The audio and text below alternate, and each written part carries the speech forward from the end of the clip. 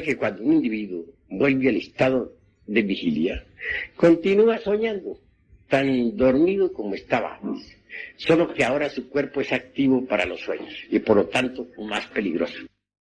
Una cosa es cuando el cuerpo es pasivo para los sueños, entonces no hay tanto peligro, y otra muy diferente es cuando el cuerpo es activo para los sueños y entonces el peligro es mayor. En el llamado estado de vigilia, el cuerpo físico es activo para los sueños y entonces es cuando se cometen errores de toda especie. Toda la humanidad vive en esos dos estados de conciencia.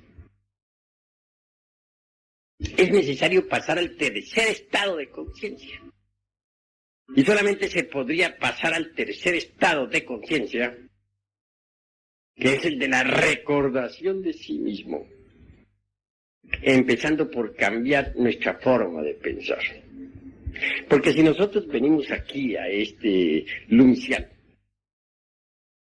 a recibir las enseñanzas, y luego, pues en la calle somos otra vez como éramos antes, ¿cuál ha sido el cambio que se ha verificado en la forma de pensar? ¿De qué sirve recibir las enseñanzas aquí en esta cátedra? Si en la casa, en la calle, en el trabajo continuamos como siempre con nuestras emociones negativas,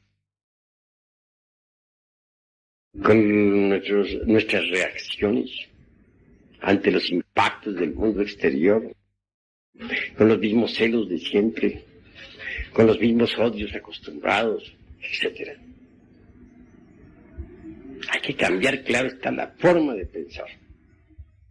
Aprender a pensar en virtud de las enseñanzas que aquí se reciben. Porque si se reciben las enseñanzas y la forma mecánica de pensar sigue como siempre, entonces, ¿cuál es el cambio? ¿No sería posible pasar al tercer nivel o tercer estado de conciencia, que es el de la recordación de sí mismo, si nosotros no cambiamos previamente nuestra forma de pensar?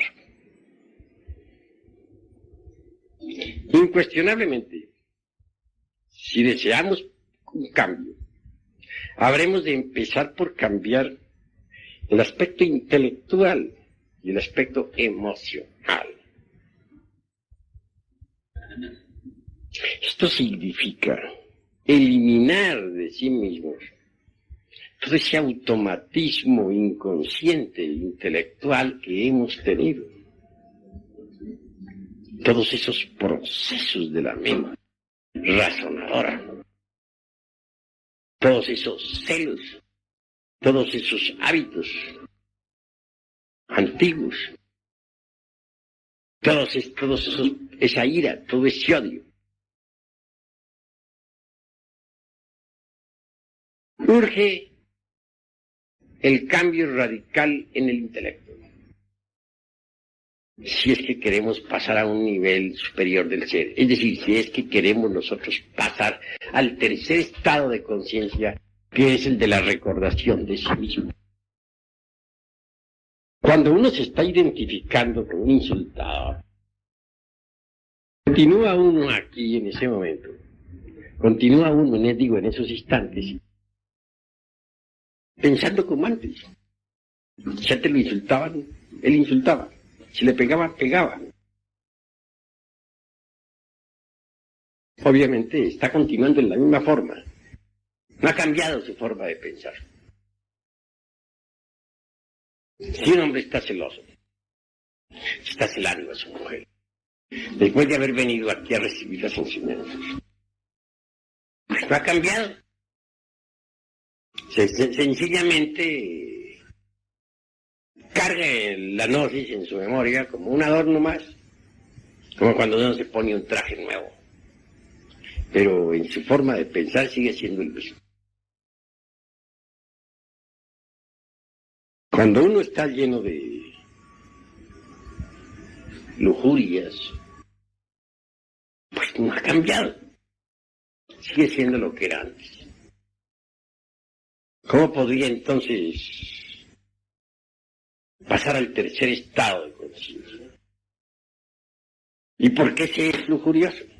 Porque se cargan algunos agregados psíquicos de lujuria.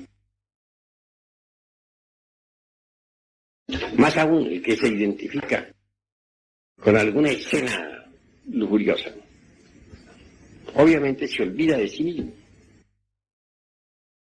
Y en ese momento se manifiesta el lujurioso. Da oportunidad a los yoes de la lujuria para que ellos hagan lo que quieran.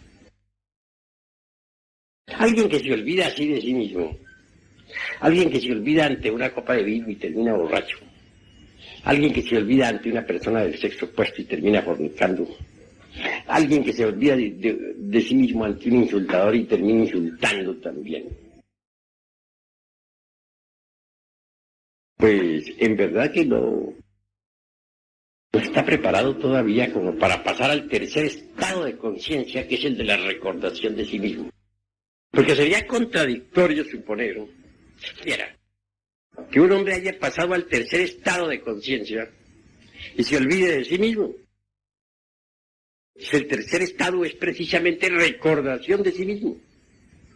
Sí, pues o ha pasado o no ha pasado al tercer estado. En esto no puede haber vaguedades de ninguna especie. Bueno, un paréntesis, podría abrirse una ventanita ahí para que no haya tanto calor, porque está haciendo mucho calor. Abran ustedes estas ventanas. Bien, hermanos, y prosigamos nosotros aquí con estas disquisiciones. Hay que trabajar el centro intelectual y también el centro emocional. No hay duda de que las emociones negativas nos vuelven mentirosos, como ya les había dicho a ustedes en alguna ocasión. Las emociones negativas nos tornan violentos. Las emociones negativas hacen que nos olvidemos de sí mismos. Un individuo, por ejemplo, celoso, llevado de la emoción negativa de los celos, pues se vuelve violento, puede matar a otro y en consecuencia ir a la cárcel. Puede tratar mal a su mujer, tal vez injustamente, etcétera. De manera que las emociones negativas pueden convertirlo en un calumniador, falso, en violento, en perverso. Pero es muy difícil, en verdad, poder controlar las emociones negativas. Pues, un momento estamos tranquilos, puede que al siguiente momento no lo estemos. Supongamos que estemos aquí muy en santa paz, escuchando esta cátedra, y de pronto alguien nos trae una noticia. Nos dicen que un pariente o un hermano de nosotros ha sido fuertemente golpeado por fulano de tal que le pegó un balazo, o que le pegaron un balazo. Claro, si no tenemos control sobre sí mismos, salimos como locos. Abandonamos aquí de inmediato este lumicial, protestamos en nuestro interior, nos encontramos a alguien en la calle, le contamos rápidamente lo que sucedió. Y puede darse que el caso de que al llegar al lugar donde se dice acaeció la tragedia, nada pasara. Era una falsa alarma. Entonces, ¿qué sucedió? Lo uno, abandonamos la cátedra. Lo otro, calumniamos a alguien. Lo otro, asumimos actitudes violentas. Y lo otro, fue lo peor, pues fortificamos los yoes que tenemos en la parte negativa del centro emocional, en vez de desintegrarlos. Vean ustedes cuánto daño pueden hacernos las emociones negativas. Por una emoción negativa podemos volvernos asesinos, por una emoción negativa podemos volvernos perversos, por una emoción negativa podemos nosotros calumniar al prójimo, por una emoción negativa podemos nosotros levantar falsos juicios sobre nuestro mejor amigo, etcétera. Y sin embargo tenemos esa marcada tendencia a dejarnos llevar siempre de las emociones negativas. No hemos aprendido a ser austeros, impávidos, serenos.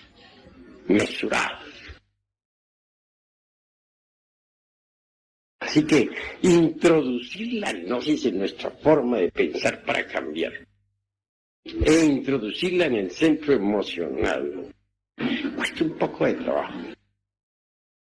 Pero si nosotros pensamos en lo que son los centros de la máquina orgánica, por ejemplo, el centro intelectual tiene algo del centro motor y algo del centro del movimiento.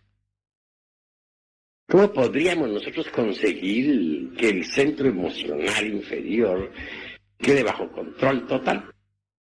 Si decimos voy a tener fuerza de la voluntad, no me voy a dejar llevar de emociones violentas, negativas en ningún momento, puede ser que a las primeras de cambio fallemos terriblemente.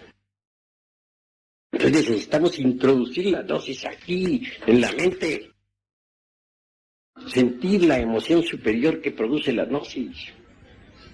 Y el poquito de voluntad que hayamos adquirido, nuestra gnosis y la emoción superior nos permitirá controlar completamente a las emociones inferiores y negativas.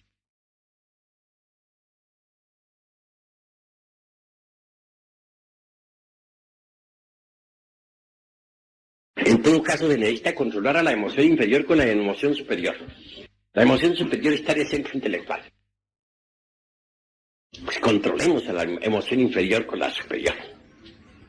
Metamos gnosis dentro del cerebro para que nuestra forma de pensar cambie y vivamos de acuerdo con los principios y las reglas del gnosticismo universal. Modifiquemos, pues, el proceso de pensar y habrá una especie de emoción intelectual en nuestra cabeza. Eso, más un poquito de voluntad, nos permitirá controlar a las emociones inferiores. Obviamente, la destrucción total de las emociones inferiores adviene con la aniquilación de aquellos elementos psíquicos indeseables que se relacionen precisamente con la parte emocional inferior. Pero entre tanto, y mientras tales elementos son eliminados, debemos controlar al centro emocional inferior con la parte emotiva del intelecto. Un intelecto alumbrado por la mística gnóstica. Ese es el camino obvio a seguir. Solo por ese camino podría procesarse verdaderamente un cambio que es tan necesario. Se necesita precisamente ir cambiando poco a poco. Y esto de ir cambiando poco a poco es posible si vamos introduciendo las reglas gnósticas, la sapiencia del gnosticismo universal en nuestro pensamiento, en nuestra mente. Pero como les digo, hay que modificar completamente pues la mente. Necesitamos de una nueva mente para pensar. Porque con la mente vieja, con esa mente ya decrépita, con esa mente ya deteriorada, con esa mente acostumbrada a todo este tren de vida que normalmente llevamos, no sería posible provocar un cambio en nosotros mismos. Así que el centro de la mente y el centro emocional deben ser trabajados con las reglas gnósticas, con las enseñanzas que hemos dado, si es que de verdad queremos un cambio definitivo en nuestra forma de ser, de sentir. Necesitamos pensar en forma nueva, sentir en forma nueva, obrar en forma nueva. ¿Qué buscamos a través de todo esto? Obviamente que estamos buscando algo que es sumamente importante. Estamos buscando en verdad purificar la conciencia cósmica que está embotellada entre nosotros. Hay una gran conciencia. Me refiero a la conciencia cósmica. Desgraciadamente la conciencia cósmica está enfrascada entre el ego. Purificar la conciencia solamente es posible aniquilando el ego. Quien no se resuelva a pasar por la aniquilación budista jamás podría lograr la purificación de la conciencia. Es obvio que con la aniquilación budista el despertar de la conciencia.